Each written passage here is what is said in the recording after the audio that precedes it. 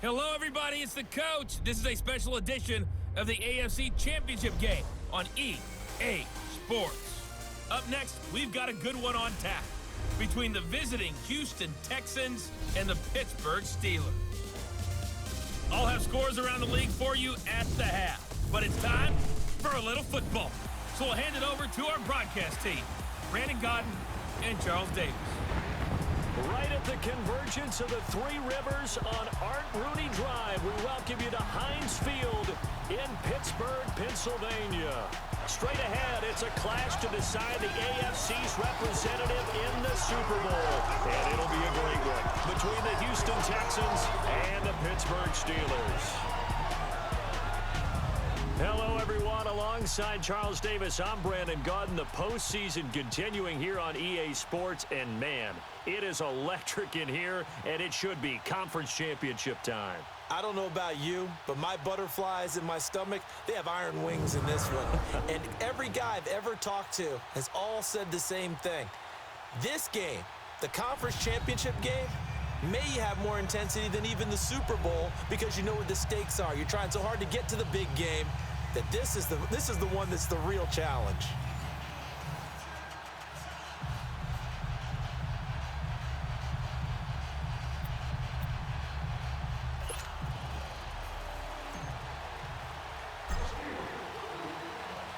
The winner here goes to the Super Bowl, and we'll know soon enough which team that'll be as we are underway in the AFC title game. This is taken at the 3.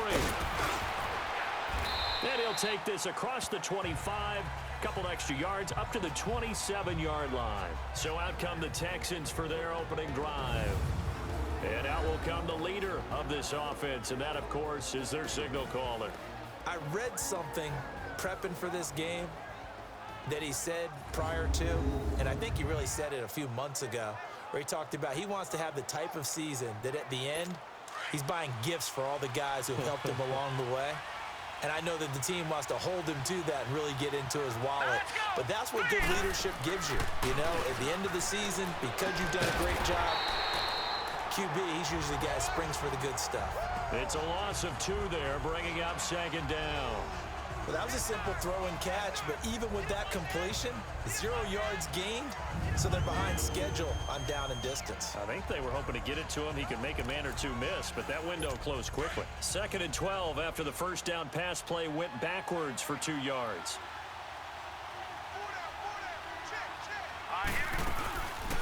They'll run it now out of the gun, and he'll fight forward to about the 27-yard line. 2 yards gets them back to where they started, but now 3rd and 10. And the big boys up front in the trenches. What do you think of the O-line, Charles? I love them because this is a group that's so cohesive. They know what the man next to them is going to do at all times, and they operate as a terrific unit.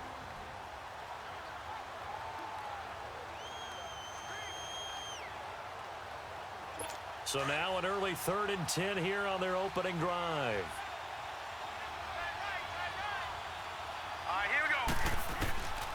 They'll set up a throw. Over the middle, complete. It's Elliott. And he's able to get out to the 32, brought down there. Just a 5-yard pickup, and it leads to 4th down.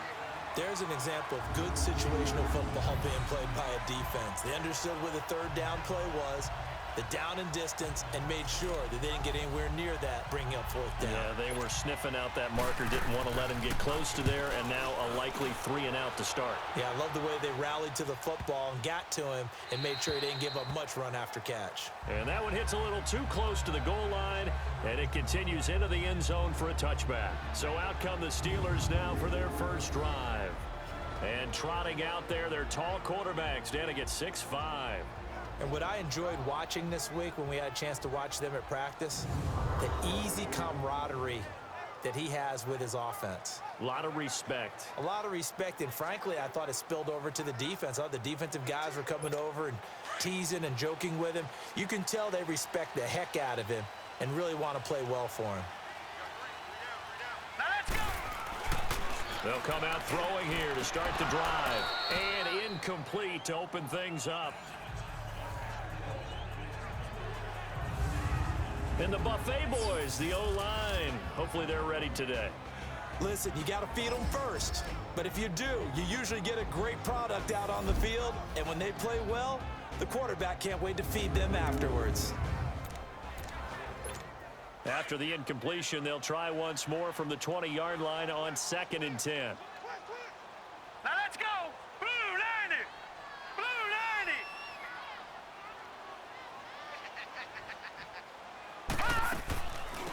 They'll run it now out of the gun. Fights forward for only about a yard up to the 21.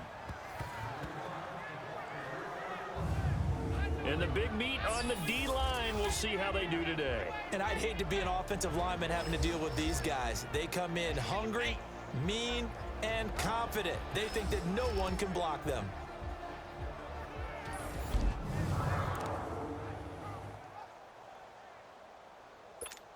And on 3rd down, a nickel formation here defensively. Here we go now! 319! 319! Here we go, D. Hey, it's just me and you. It's just me and you. It's just me and you. Pressed my X button twice and nothing happened. Oh. Delay of game, offense. And that'll set them back 5. Still 3rd down.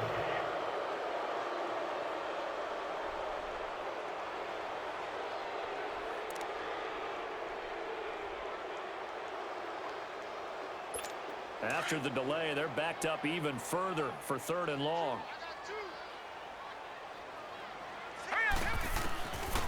Back to throw. Going for the deep ball. And that's caught inside the 35. The unexpected play. And into the end zone. Touchdown, Pittsburgh. A big play there.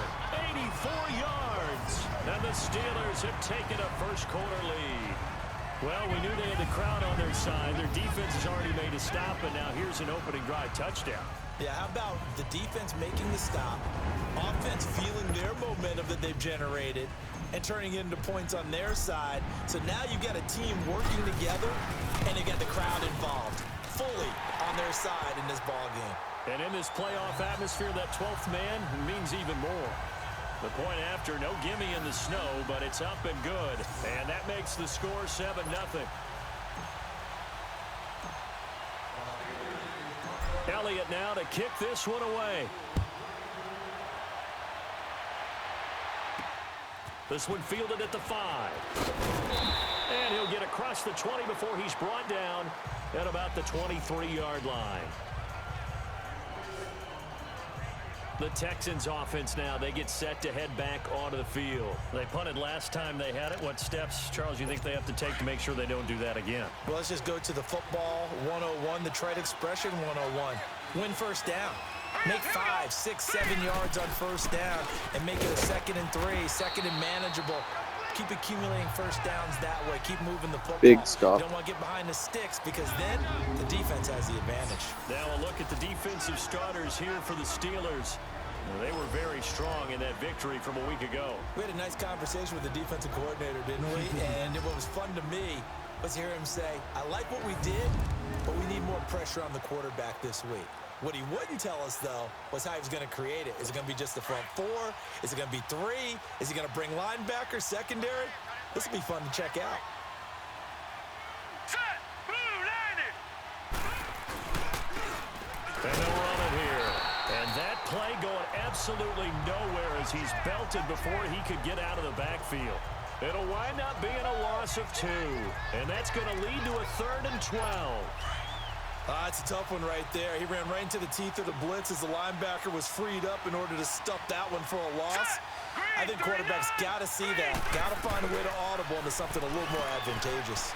Got his man complete over the middle. That's Brooks. And he'll get to the 29-yard line, brought down there. It'll be a gain of 8, but it'll also lead to a 4th down. Well, the good thing about covering any game I do with you is I know that there's no problem with rhythm. Now, what we're watching offensively, a little bit of a problem there. Yeah, punt on the first drive, looking at another one here. Just a little slow. You know, they were talking about a fast start, but that hasn't been the case. Yeah, And they grabbed him by the helmet to bring him down. Also, I blame the referee for getting in the way there. Face mask. Going to happen just because they say so. And whether it's the script, whether it's, you know, just what they're going through, whether they're seeing different defenses, they're going to have to figure it out as this game moves on. Excellent field position after the face mask penalty. 1st and 10 out near midfield. Now let's go.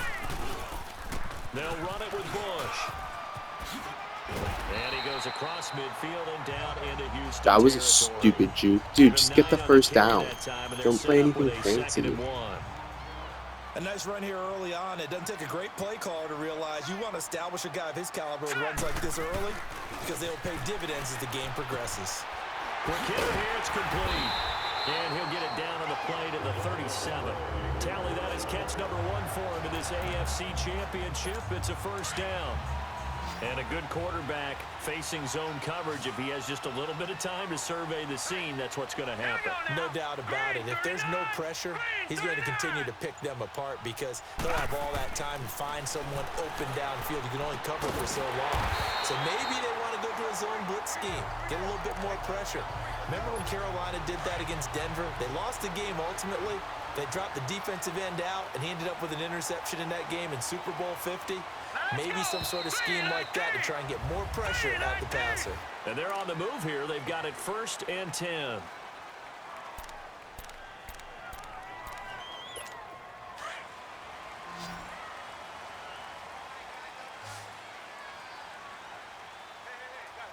Now let's go. Looking to throw. It's a short one here, complete to his tight end. And down inside the 15, shy of the 10. Another 13 yards there twice in a row, and they're on the move. Another 1st down as well. I got a kick out of that one, partner. You and I talk often about trying to hide receivers in certain situations, but a guy of his size can't really hide him. But the tight end drag route, definitely an effective way to sneak him across the formation for an easy completion and a 1st down. Some good, strong running right there. Some power and some explosiveness just about got him into the end zone. Now they'll throw here out of the gun. Over the middle, and it's incomplete. Nice play there to force the incompletion. And to me, one thing's for sure. When you're the underdogs and you're playing on the road, you absolutely have to get takeaways. You've got to get the ball from them. Yeah, win that turnover battle, going to be key. They didn't get one there, but you get the feeling they keep making plays like that, they might just get a few. Yeah, once you get one, Didn't even realize teams Tony think they clicked come the in button. bunches. Now on 3rd Spread down, your that piece pass was all. knocked down in the backfield and incomplete. Not only was the call spot on, how about the execution of that defense right there? Zone was absolutely locked up tight. He was trying to force it in there on 3rd down. But if there's a time to force it, he felt like he needed to make a play, right? Yeah, exactly right. 3rd down, you got to try and find something. There's nothing available there for him. A good drive gets him inside the 5, but they could not punch it in. And credit the defense, too. Make sure that that happens because that was the old bend but don't break approach. Made sure they contained them when they absolutely had to and forced the field goal attempt that went through.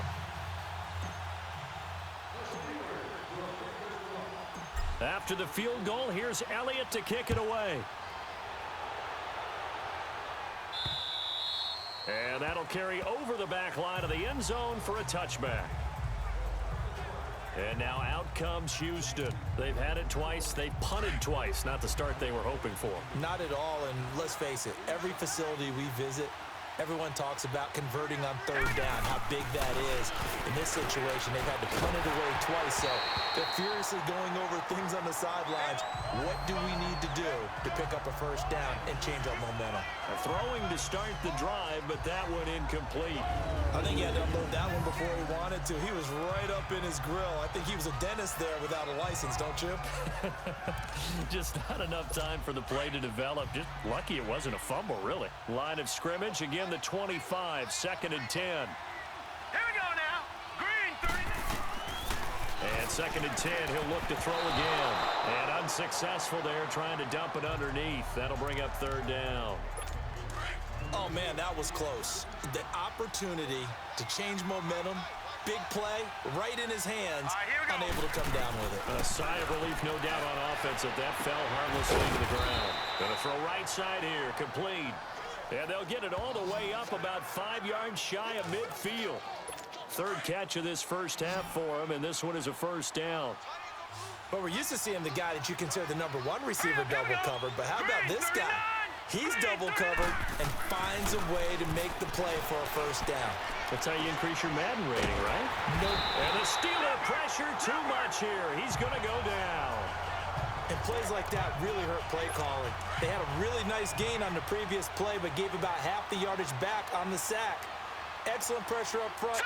Nowhere to go with the football. Down he goes. They'll drop the throw. Going right side here, and that's complete. And they've got it well across midfield, down to the 40 before it's all said and done. 23 yards on the play. This offense finding its legs now. Here's another 1st and 10. They'll run it now out of the gun. And able to push his way forward here for a good little gain.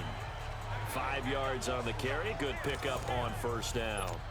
I call that play a success. A nice inside run sets up a very manageable 2nd down. A very solid gain on that play. They run a draw here on 2nd down. And he works it to the 30-yard line here, right at the 30. It'll go as a gain of 6 that time, and it moves the chains as well. 2 minutes remain here in the first half. A reminder, as we've done all year, we'll send you to Orlando for our EA Sports halftime report. In a bit, the coach is with us per usual as we start to look ahead, Charles, to our potential matchups in this year's Super Bowl. Break it down, coach. Break it down. And now a throw on 1st down there, but it's incomplete. But one thing that I've liked defensively is that they've shown him a lot of different looks here in the first half. They come after him. They've sat back. I think that's what you need to do to keep an offense guessing. And they certainly have kept them on their toes. That's why they haven't had much success on the scoreboard. Back to throw now on 2nd and 10. Under pressure, and he will go down. Sacked back at the 38. That's not good. Enough to start to have a good drive. Quite like a big loss on a sack, does it? Now they're looking at a 3rd and long, and suddenly the momentum shifted to the other side of the football. And old Mo is a very, very fickle man. The Texans on 3rd down. Just 1 for 3 thus far. This is 3rd and 17.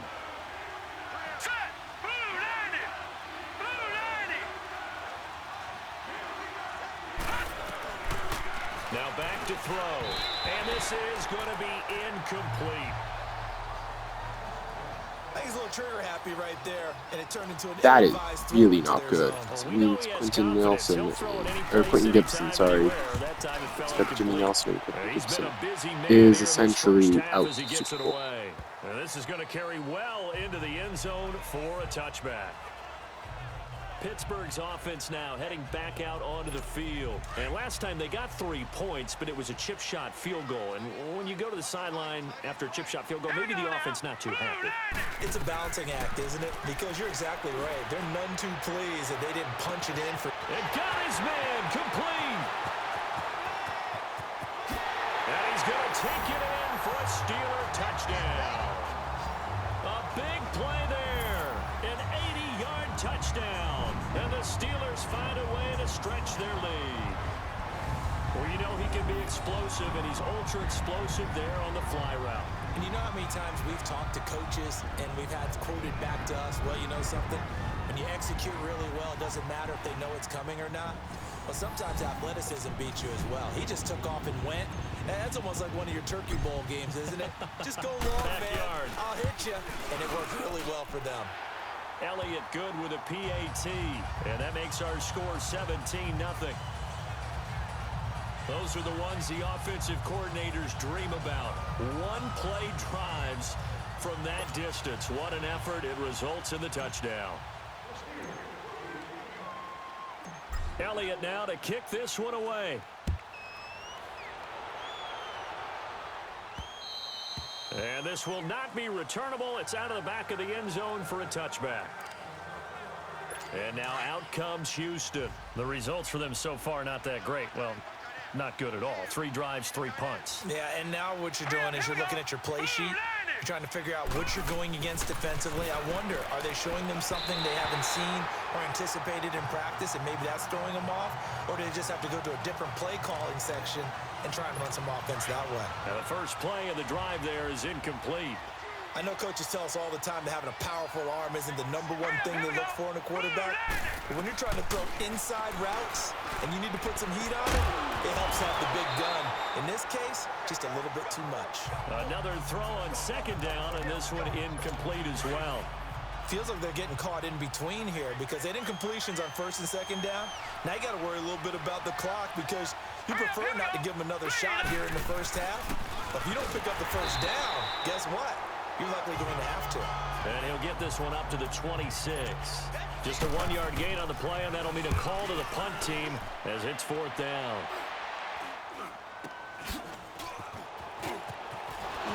Still shedding tackles. A good return there, 17 yards. And the Steeler offense, they're set up nicely as they take over.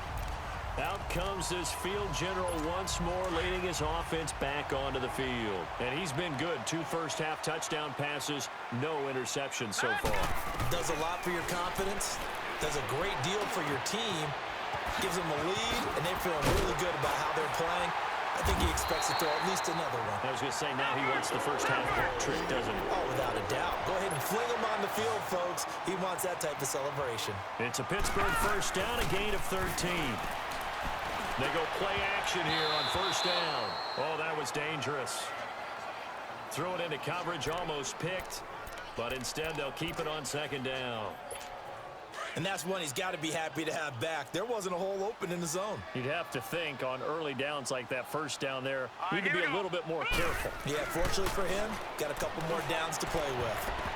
That'll be incomplete as the clock will stop with 14 seconds remaining. So back-to-back incompletions, and that has them staring at a 3rd and 10. They'll look to throw. And a quick throw here, that's complete. And now they're inside the 10 as he's brought down at the 9. They get 7 there, but it brings up 4th. Now whistles and a timeout with 3 seconds left in the first half. So 3 seconds here remain in the half. On is the field goal unit to see about getting 3 points. From the left hash, should be a fairly easy one here. So we are halfway home to figuring out who will represent the AFC in the Super Bowl. As we'll head down to Orlando, that's where we find our man Jonathan Coachman at our EA Sports Halftime Report. Coach. All right, Brandon, thanks. As always, 1 half remains in the battle to see who will take home that Lamar Hunt trophy and represent the AFC in the Super Bowl. We'll get back to you guys in just a moment. But first, time to look ahead to the NFC Championship coming up later today. And it should be a great one as well, as it'll be the New York Giants taking on the Philadelphia Eagles. So with that, let's get you right back out for the second half and the right to represent the AFC in the Super Bowl, as I'm privileged to hand things back over to Brandon Godden.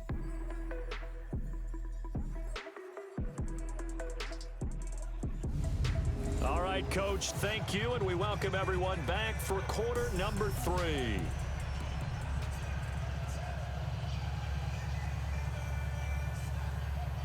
Out is the kickoff unit as they run up and send this one away.